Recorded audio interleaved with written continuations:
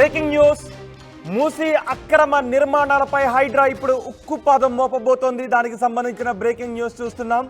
మూసీ అక్రమ నిర్మాణాలపై హైడ్రా చాలా సీరియస్గా ఉంది. రామన్పూర్, ఉప్పల్, నాగోల్, ఫేజాదిగూడ, పర్వతాపూర్లో మూసీ పక్కన ఉన్న నిర్మాణాలను హైడ్రా కూల్చివేయబోతోంది. 260 వరకు అక్కడ అక్రమ నిర్మాణాలను హైడ్రా గుర్తించినట్టుగా తెలుస్తోంది. వాటికి మార్కింగ్ చేస్తూ ఉన్నారు. ఎక్కడెక్కడ అక్రమ నిర్మాణాలు ఉన్నాయో మార్కింగ్ చేస్తున్న దృశ్యాలు కూడా మనం చూస్తూ ఉన్నాం. కేసీఆర్ నగర్ నుంచే మూసీ కూల్చివేతలు ప్రారంభించబోతున్నట్టుగా తెలుస్తోంది. వాటికి మార్కింగ్ చేస్తున్న దృశ్యాలు మనం చూస్తున్నాం. చాదర్ఘాట్, మూసానగర్, శంకర్ నగర్, మూసీ పరివాహక ప్రాంతాల్లో భారీగా పోలీసు బందోబస్తును ఏర్పాటు చేశారు. పోలీస్ బందోబస్తు మధ్య అధికారులు సర్వే నిర్వహించారు. మూసీ రివర్ బెడ్ ప్రాంతాలకు మార్కింగ్ చేస్తున్నారు. సర్వే పూర్తయిన వెంటనే అక్కడ కూల్చివేతలు షురూ చేయబోతున్నట్టుగా తెలుస్తోంది. మూసీ పక్కన ఉండేది పేదవారే కావడంతో ఇంట్లో ఉంటున్నది యజమానా, కిరాయిదారా, ఎంత రెంట్ చెల్లిస్తున్నారు, ఆధార్ కార్డు ఉందా, వయసు ఎంత, కరెంటు బిల్లు వస్తుందా, ఇంటి పేపర్లు ఏమైనా ఉన్నాయా వంటి ప్రాథమిక వివరాలు అధికారులు అడిగి తెలుసుకుంటున్నట్టుగా తెలుస్తోంది. మూసీ పరివాహక ప్రాంతం నుంచి ఎక్కడైతే మార్కింగ్ చేస్తున్నారో అక్కడ నుంచి పూర్తి సమాచారం అందించడానికి మా ప్రతినిధి పెట్రేషా కూడా ఉన్నారు. అందుకంటే ముందు ఎంఆర్ఓ మాట్లాడారు. ఒకసారి ఎంఆర్ఓ ఏం మాట్లాడారో చూద్దాం. హిమాయత్ నగర్ లో, శంకర్ నగర్ లో ఉన్నటువంటి బఫర్ జోన్ లో, మూసీ బఫర్ జోన్ లో ఉండే రివర్ బెడ్ లో ఉన్నటువంటి ఇళ్లను మార్క్ చేయడానికి వచ్చామండి. ఇది ఓన్లీ రీహాబిలిటేషన్ ప్రాసెస్ మాత్రమే. రీహాబిలిటేషన్ లో రివర్ బెడ్ లో ఉన్నాయి ఐడెంటిఫై చేసి వాటికి మార్క్ చేసేసి ఆఫ్టర్ దట్ వాళ్ళకి మేము పట్టా సర్టిఫికేట్స్ ఇష్యూ చేసి వాళ్ళకి ప్లేస్మెంట్ చూయించినాకనే వీళ్ళని షిఫ్ట్ చేయడం జరుగుతుందండి. ఎవరికి అదర్ వేరే ఏ విధంగా ఇప్పుడు తీసేస్తాము అనేది అయితే తప్పండి. ఇప్పుడు ఓన్లీ రీహాబిలిటేషన్ కింద మేము తీసుకునేది మాత్రం రీహాబిలిటేషన్ కిందనే వర్క్ చేస్తున్నాము. అదే ఐడెంటిఫికేషన్ ఇప్పుడు ఒక 30 వరకు మార్కింగ్ అయ్యి ఉంటాయండి. దీంట్లో 3 టీమ్స్ ఉన్నాయండి. ఇప్పుడు హిమాయత్ నగర్ లో దాదాపు 220 వస్తాయి. మేము ఫైనల్ అయ్యాక చెప్పగలుగుతాం ఫైనల్ ఫిగర్.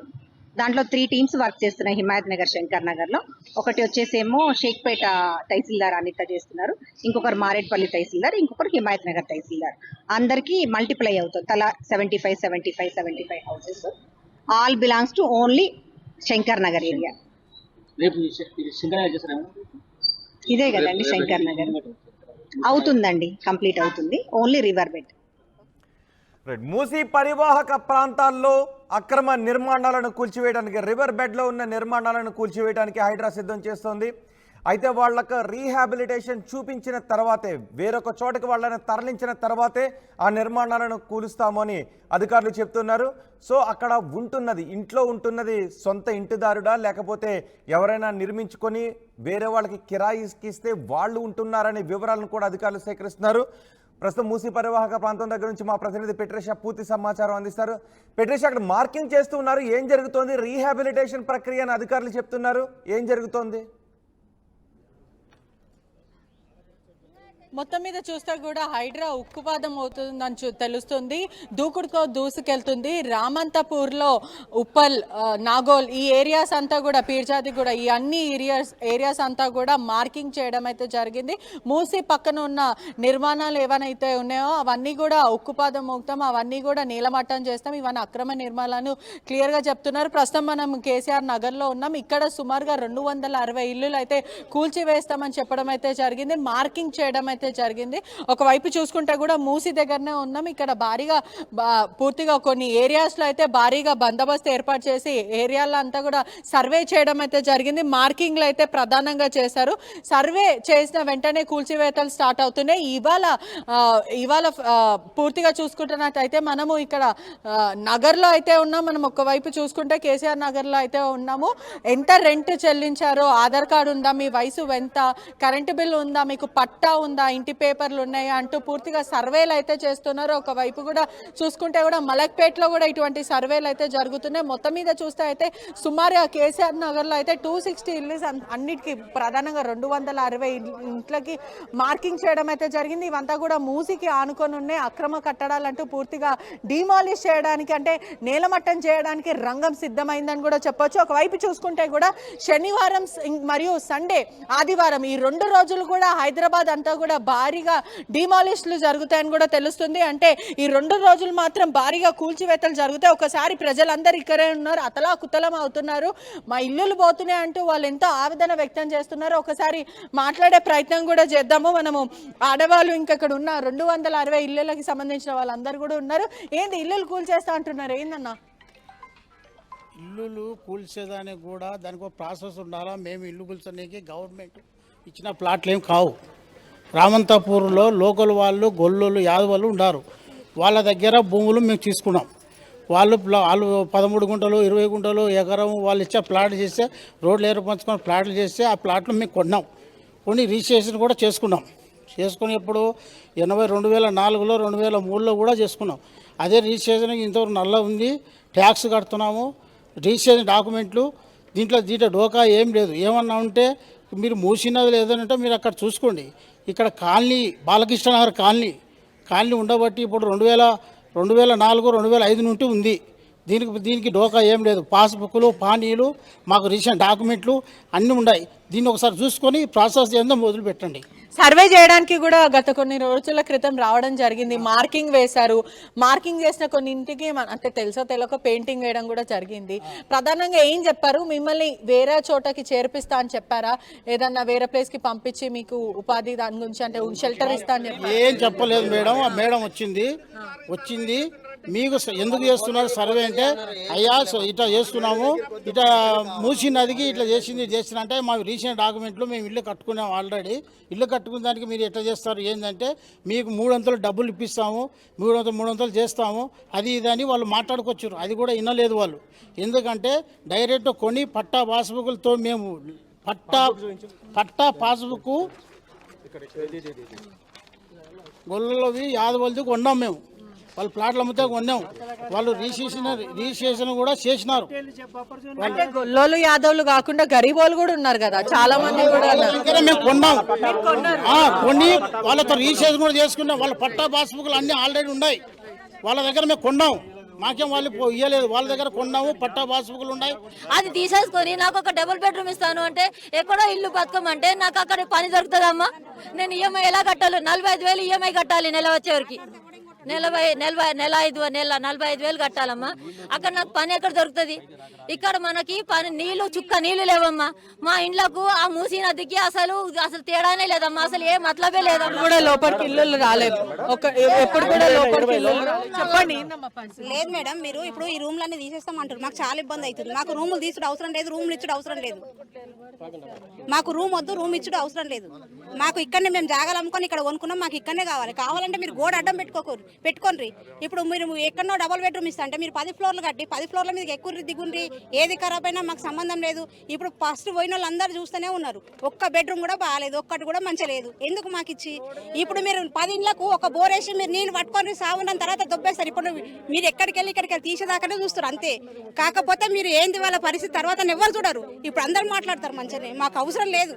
మేము ఎన్ని నమ్ముకొని ఎట్లా చేసినాం మాకు తెలుసు. నా మొగ రాత్రి 3 గంటలకు పోతే రాత్రి 10 గంటలకు వస్తారు ఇంటికి. లేబర్ బస్తీలో లేబర్కే పని ఉంటుంది, ఉన్న బస్తీలలో పని ఉండదు. మాకు అవసరం లేదు. నా ఇంట్లో 2 ముసలాళ్ళు ఉన్నారు.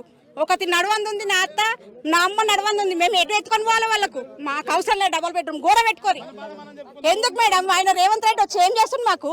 మేము ఊర్లలోకి వెళ్ళి వచ్చినాం సంఖ్య నాకుంటా బతుకు తెరవీడు ఉందని. మేమే కాదు, బీహార్ వాళ్ళు కూడా ఇక్కడనే బతుకుతున్నారు. మరి హైదరాబాద్ అని ఎందుకుంది? ఎందుకు వచ్చి బతుకున్నారు వాళ్ళంతా? వాళ్ళని ఎందుకు రానిస్తారు వేరే ఊళ్ళని? ఇక్కడ ఉన్న వాళ్ళకి ఇక్కడనే పని కలిగాలి. మరి ఇప్పుడు వస్తాడు రేవంత్ రెడ్డి మంచిగా చేస్తాడని మేము సంఖ్య నాకుంటా ఓట్లేస్తే వాడేం చేస్తుంది మాకు? మాకు అవసరం లేదు, డబుల్ బెడ్రూమే అవసరం లేదు.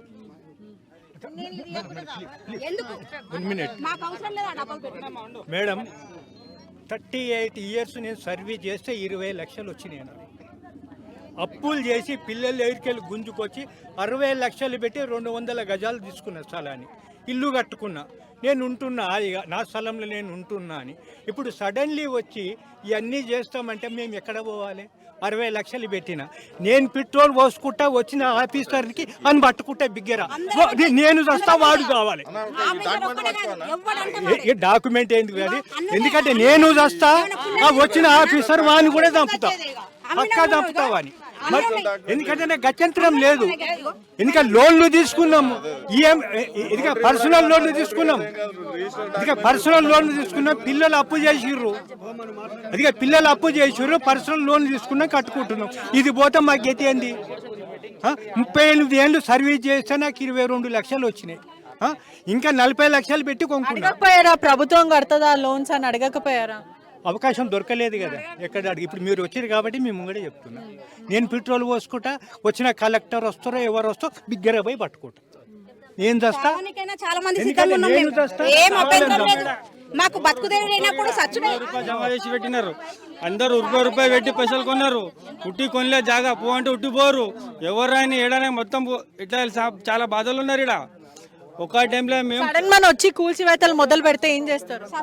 ఆడు ఉండాలి, మేము ఉండం, మొత్తంకే లేపేస్తాం. తెలుసుకుంటే పెట్రోల్ కుప్పుతాం, వాడికి పెట్రోల్ రూపాయి జమ చేసి సాగుకు సిద్ధంగానే ఉన్నారు మేడం.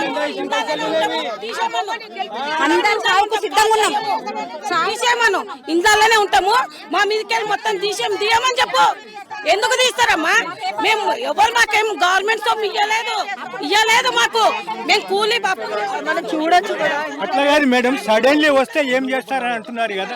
ఇందాక చెప్పాను కదా, నేను పెట్రోల్ పోసుకుంటా, నేను పెట్రోల్ పోసుకుంటా, వచ్చిన కూడా చంపుతా, నేను చేస్తా. అంటే ఎంత ఆవేదన మరియు ఆగ్రహం వ్యక్తం చేస్తున్నారు. వీళ్ళు చూడొచ్చు కూడా వీళ్ళ పరిస్థితి. ఎక్కడ పోవాలి అని అడుగుతున్నారు. వచ్చిన వాళ్ళు వస్తారు అని అంటారు, మీరు సడన్ గా చేస్తారంటారు. ఎంత మందిని చంపుతారు, ఎంత మందిని గుళ్ళ కొడతారు, ఎంత మంది నష్టం చేసి వాడు ఏం బాగుపడతాడు? వాడే సర్వేకి వచ్చినప్పుడు ఏమన్నారు అసలు మీతో? ఏం చెప్పలేరు. సర్వేకి వచ్చినప్పుడు రాసుకున్నారు, పోయినారు. కరెంటు బిల్లు, ఆధార్ కార్డు రాసుకున్నారు, తీసుకొని పోయిండు. ఇంకెవడు ఏం చెప్పలేదు, ఎవరు రాలే. ఒకసారి చూడొచ్చు కూడా, ఒక్క నిమిషం. ఇప్పుడు ప్రస్తుతం వాళ్ళు చెప్పేదంతా కూడా కాంచి ఒక్క పని చేసింది లేదు. అనుకున్న అన్ని ఆములు ఇచ్చిండు, ఆమె ఒక్క పరిపాలన చేసింది లేదు. ఇక్కడ వచ్చిన గరీబులను మూసి నుంచి మార్కులు కూడా తప్పు పెట్టారు. ప్రభుత్వ వ్యతిరేకత మొదలైందని చెప్పొచ్చా? తప్పు చేశారు దాన్ని మార్కులు కూడా మూసి ఎంత వరకు ఉందో దానికంటే ట్రిపుల్ పెట్టారు. అక్కడ మూసి నుంచి ఇక్కడ ఎంత ఉండాలో వీళ్ళు ఇక్కడికి వెళ్ళి ఈ చివరి నుంచి వెళ్ళి పెట్టారు. అసలు యాక్చువల్గా పెట్టాలంటే మూసి సెంటర్ నుంచి అందులోకి దిగి అక్కడికి వెళ్ళి ఎంతవరకు మెజర్మెంట్ తీసుకోవాలి, ఇక్కడ వరకు ఎన్ని మీటర్లు ఇవ్వాలి, అక్కడ ఆ తరపున ఎన్ని మీటర్లు ఇవ్వాలి, అది చూసుకొని కరెక్ట్ మెజర్మెంట్ చేయవలసిన మనుషులను మున్సిపల్ కౌన్సిలర్ కానీ పేద మనుషులు కానీ చేయవలసింది. ఈ రేవంత్ రెడ్డి కూడా చేయవలసిన పనులు అవి. అడ్డికి పోతే 7కి వెళ్తాడికి మార్కులు వేసుకోమని అయ్యా చుట్టమా అని అమ్మ జాగిరా, ఎవరి జాగిరి లంచబడకానికి కాలువ నుంచి సెంటర్కి వెళ్ళి మెజర్మెంట్ పెట్టవాను. మెజర్మెంట్ పెట్టి ఆయన మూసిలో ఎంతవరకు ఉందో అంతవరకు తీసేసుకోమను. మిగతా ఖర్చులు చేయని కానీ అయ్యేదా అని అవలంబించే జాగల. ఎక్కడికి సెంటర్ అక్కడ ఉందో అక్కడ పెట్టవాను, ఇక్కడికి ఆ మూసి సెంటర్కి వెళ్ళి ఇక్కడ పెట్టవాను. స్థానిక లీడర్ తో మాట్లాడే ప్రయత్నం చేస్తారా? సమస్య ఎంత పెద్దగా పెరుగుతుంది చేశాము, పంపించాము. మేము మున్సిపాలిటీ కూడా చెప్తే మీకు అట్లా కాదండి, వాళ్ళకి అవసరం అంతవరకు తీసుకుంటారు. ఇచ్చిన రిజిస్ట్రేషన్ ఛార్జీలు ఎంతవరకు ఉన్నాయో అంతవరకు 300 ఇచ్చారని చెప్పేసి మున్సిపల్ కమిషనర్ చెప్పాడు. అది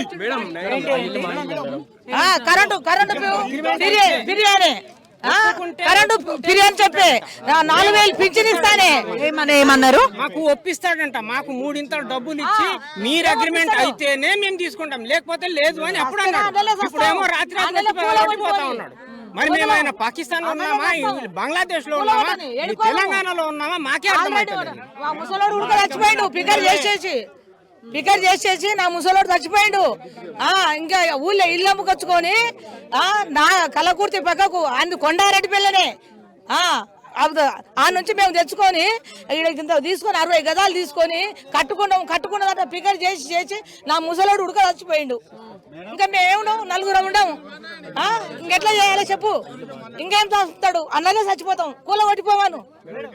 మేడం 10,000 గవర్నమెంట్ వాల్యూ ఉంటే వాళ్ళు ఏం చెప్పారు మొన్న వచ్చినప్పుడు సర్వే ఇష్టోళ్ళు డబ్బులు కట్టిస్తే 30,000 చిల్లర పోతాయి మేడం, ఈ డబ్బులు వస్తాయి, డబ్బులే కట్టిస్తామని చెప్పారు. మరి డబ్బులు కట్టివని చెప్పారు. మరి డబుల్ బెడ్రూమ్లో ఏమవుతుంది? మరి డబ్బులు కట్టిస్తే మేము వేరే దగ్గర పోయి కొనుక్కుంటాం. అట్లయినా సరే లోన్లు ఉన్నాయి, మరి లోన్లు అయినా కట్టుకుని డబ్బులు పెట్టుకుంటాం. లోన్స్ పర్సనల్ లోన్స్ తీర్చామని చెప్తున్నారు. లోన్లు కట్టుకుంటాం, మేము డబ్బులు చేసామని మేము లోన్లు కట్టుకుని వేరే దగ్గర కొనుక్కుంటాం. మా డబ్బులు బెడ్రూమ్లో అసలే వద్దు, మాకు డబుల్ బెడ్రూమ్లో వద్దు. నువ్వు డబ్బులు కట్టిస్తానాగో 10,000కు 30,000 కట్టిస్తానాగా 30,000 కట్టియండి. మాకు కట్టిస్తే మేము డబ్బులు తీసుకుంటాం. దాని వాల్యూ ఎంత ఉందో దాన్ని బట్టి డబ్బులు కట్టిస్తా అని చెప్పారు. మొన్న వచ్చే సర్వే ఇష్టం కూడా చెప్పారు మాకు, ఆ డబ్బులు కట్టిమని చెప్పండి. సర్వే వాళ్ళు ఏమన్నారు? ఎప్పుడు వస్తున్నారు?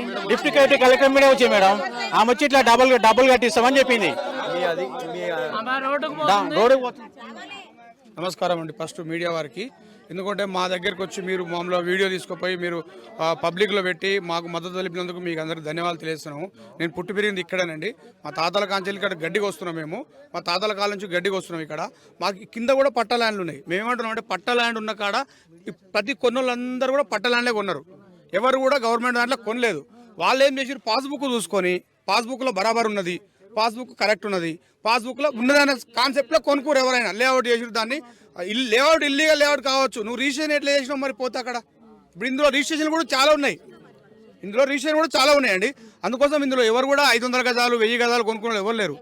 50 గజాలు ఎవరైనా అన్నదమ్ములు 2-3 ఉంటే 200 గజాలు 150 గజాలు 50 గజాల కంచెలు ఉన్నారు. ఇంట్లో అంత పెద్దలు ఎవరు లేరు. మేమేమంటున్నాం అంటే తీసుకోండి, అగండి గవర్నమెంట్ ఉంటే తీసుకోండి, మేము వద్దానలేము. మా గవర్నమెంట్ ఎక్కడుందో అక్కడ తీసుకోండి. పట్టాలని గుంజుకున్నామంటే ఎట్లా ఇప్పుడు దగ్గర ఇది వెంచర్ పుట్టి ఇది 92-93లో వెంచర్ పుట్టింది. 92లో అక్కడ సాయికృష్ణ కాలనీ స్టార్ట్ అయింది. మేము పుట్టి పెరిగినాం, గడ్డికి వస్తున్నాం. ఇక్కడ మా తాతలు గడ్డికి వచ్చారు, మేము గడ్డికి వస్తాం. సాయికృష్ణ కాలనీ 92లో తయారైంది. ఆ తర్వాత ఇది తయారైంది. ఫస్ట్ వెంచర్ ఇది బాలకృష్ణ నగర్ అంటారు దీన్ని. ఇక్కడ నుంచి ఇక్కడ ఎవరికైతే పట్టాలు లేవో అడగండి మీరు. పట్టాలు లేవా, రిజిస్ట్రేషన్ లేవా, పట్టా ల్యాండ్లు ఇవి బాధప్త పాస్బుక్లతో సహా ఉన్నాయి. అలాంటి ల్యాండ్లే కొన్నారు వీళ్ళు. ఎవరు కూడా పట్ట లేకుండా కొనలేదు, గవర్నమెంట్ జాబ్ కొనలేదు. ఇప్పుడు అవి వచ్చి గుంజుకుంటాము అంటే వాళ్ళు రోడ్డు మీద పడాల్సిన పరిస్థితి. నువ్వు ఇస్తా ఉంటావు తొక్కలో బెడ్రూమ్, ఎందుకు కొనగాలనే అనేది. నువ్వు బెడ్రూమ్ ఇస్తా పోతే అంటే ఇక్కడ నలుగురు కలిసి 50 గజాలు ఉంటారు. 4 బెడ్రూమ్ ఇస్తావు, నువ్వు ఒకటే బెడ్రూమ్ ఇస్తా ఉంటావు. నలుగురు ఏమనుకోవాలి వాళ్ళు. ఒకటే చిన్న 40 గజాలలో 3 ఫ్లోర్లు వేసుకుని ముగ్గురు వాళ్ళు. మరి ఎట్లుండాలి వాళ్ళు? నువ్వు పోయి ఆడో 50 గజాలు తీసుకొని నువ్వు ఒక బెడ్రూమ్ ఇస్తా ఎట్లుంటారండి? తప్పండి. రేవంత్ రెడ్డి గారు చేసేది చాలా పొరపాటు. ఎందుకంటే ఆయన సరే పెద్దోళ్ళే కొట్టినాయేమో, నువ్వు పగదారులను కొట్టుకోవచ్చు, నువ్వు పెద్దోళ్ళని గుల కొట్టుకోరు, ఏమైనా చేసుకోండి. కానీ గరీబుల తెలుగు రావద్దు, వస్తే ఉసురు ముడుతుంది. అది మేము చెప్తున్నాం. ఒకసారి మాట్లాడే ప్రయత్నం చేద్దాము. ఇంటర్నల్ గా కొన్ని వార్తలు తెలుస్తున్నాయి, దీన్ని ఏదో మెడికల్ గా చెయ్యాలి, ఆ తర్వాత ఏదో కట్టాలి అని చెప్పి ఆలోచిస్తున్నారని తెలిసింది. అసలు ఏం జరుగుతుంది? ముందుగా మా ఏరియాకి వచ్చిన ఆర్టీ వాళ్ళకి చాలా ధన్యవాదాలండి. ఇక్కడ స్థానికంగా మేము చాలా రోజులు ఇక్కడ నుంచి ఉంటున్నాం. మేము ఇంకా మా తమ్ముడు ఇద్దరం కలిసి కూడా మేము జాబ్ చేసుకుంటామండి. కాల్ సెంటర్లలో జాబ్ చేసుకొని బ్యాంక్ లోన్స్ తీసుకొని ఇక్కడ పట్టా రిజిస్ట్రేషన్ ఉంది అని చెప్పి బ్యాంక్స్ లోన్స్ అన్ని అప్రూవల్స్ వచ్చిన తర్వాతే మేము ఏరియాలో ఇల్లు తీసుకోవడం జరిగింది. తీసుకున్న తర్వాత ఇక్కడ ఏదైతే మార్కింగ్ చేశారో అప్పుడు మాకు ఎలాంటి ఇన్ఫర్మేషన్ కూడా ఇవ్వలేదు, ఎవరికి కూడా ఎలాంటి ఇంటిమేషన్ కూడా ఇవ్వలేదు. సర్వే చేసేటప్పుడు కూడా మా దగ్గర కూడా మీకు అన్ని వేరే మాటలు చెప్పి అన్ని కూడా మా దగ్గర ఇవి లేదు, జస్ట్ మేము గ్రౌండ్ లెవెల్ సర్వే చేస్తున్నాం అంతే అని చెప్పి బేసికల్గా ఇట్లా మాకు ఇన్ఫర్మేషన్ ఇచ్చి సర్వే చేశారు. ఇక్కడ మేము ఏదైతే మార్కింగ్ చేశారో ఫస్ట్ ఆఫ్ ఆల్ ఇది నిజాం కాలం నాటి మ్యాప్తోని దాన్ని మ్యాప్లో చూసుకుంటూ సర్వే మార్కింగ్ చేయడం